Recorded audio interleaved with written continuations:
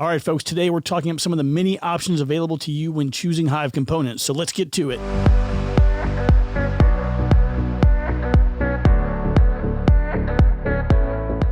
Hey, good afternoon, class. Welcome and thank you for stopping by the channel. Today we are talking about hive bodies and hardware. And what I mean by this is when you're putting your bees into a box, that's going to be called a hive, and the pieces and parts you put together are called hive bodies. But sometimes they're really, really small. Sometimes they're absolutely huge. It just depends on what you're doing, what you're trying to accomplish, and how you're trying to get there. This video is just a real high-level overview to show you some of the things I use in my apiary and give you some ideas for things you might want to try.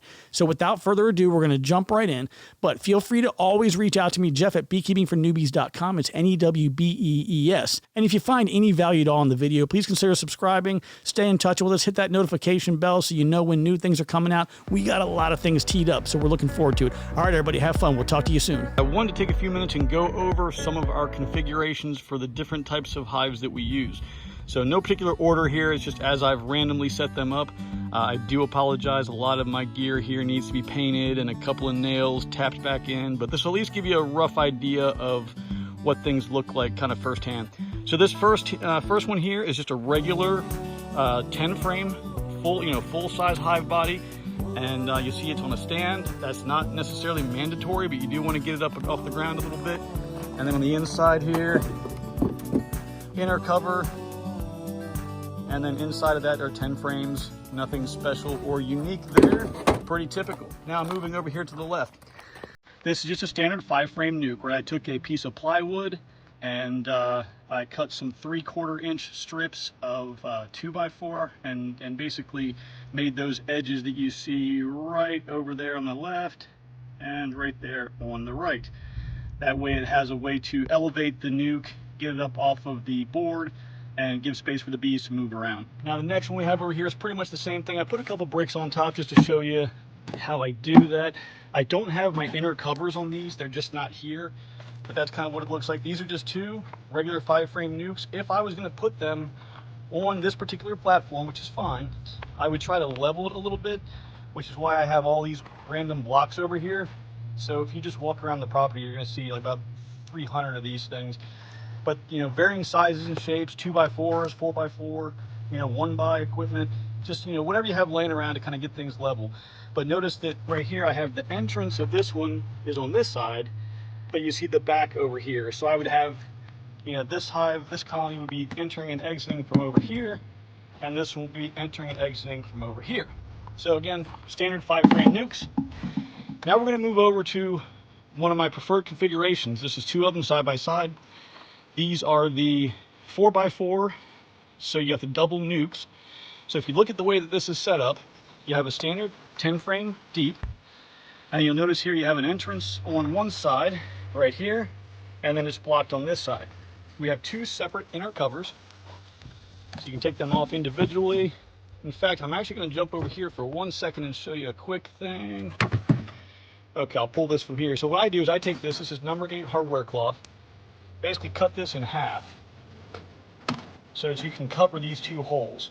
Because once you open these up, let's say for example you have the colony here on the left and you've got this screen here, okay, that prevents the bees from coming up and moving over. You take the one on the right off, you do your inspections, you look at everything, and the bees that are over here are not coming over to here because you're divided by this divider here in the middle, right here. So as you can see, completely divided, and it's separated, and you go all the way to the bottom, and there's your dividing board across the bottom as well to keep them completely separated. So I'm going to move on to the larger one. I'm going to show you a couple other things that are important here. Now, this is the same setup on the bottom, but we've now stacked two nukes on top. So these are 4-frame nukes. So this is super easy to do inspections on, right? You can walk up and you can kind of tilt one side up, look at the bottom. You can look down there and see if you see brood, queen cells, things like that. And it's easy to manage.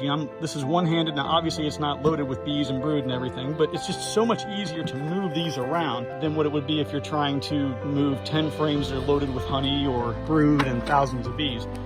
But you'll see the same kind of thing here, right?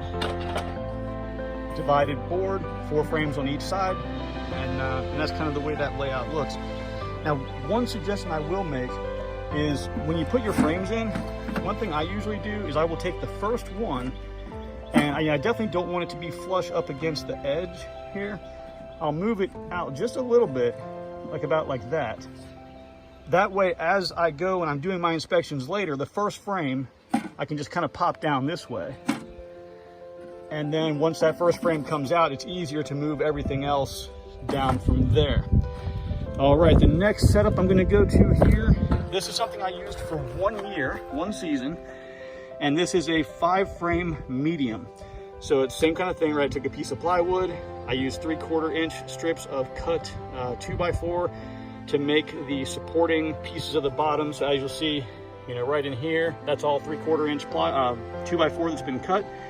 The reason that I don't use this still is because I like having all of my medium frames dedicated for honey. I don't like the idea of mixing my brood chambers, brood wax, brood foundation, and mixing that with honey. I want to keep those things separate in case there's any kind of disease or issue, inside of that brood. You just don't want to mix the two. So it's kind of a cool setup. I like it. I think it's really good if you were doing maybe some queen rearing or some queen mating. They'd be great little mating nucs, but it's just not the best for me. Now, these next two over here,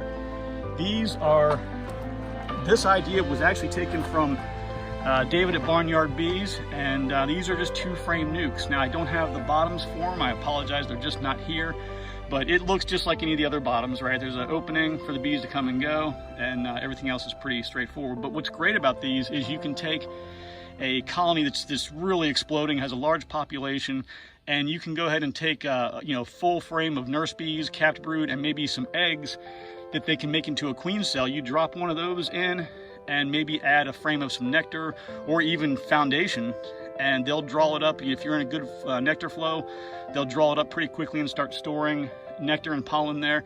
And it's a great way to kind of grow your apiary. What I would caution is these are not really ideal if you're in a cooler climate where it still gets really cold at night, and early in the season, like March, April, and even May, sometimes there are some places that still get really cold.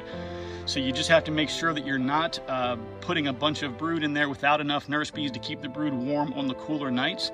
But these are definitely, once you get to a point where your night temperatures aren't getting too cool anymore, these are a great solution. I absolutely love them. So we take the brick off here. Now, this is an inner cover. This is a cloth inner cover.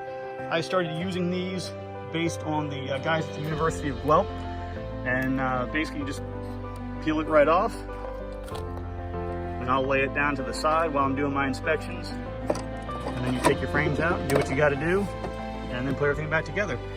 So this is just a quick high-level overview of some of the things that I use here at the apiary.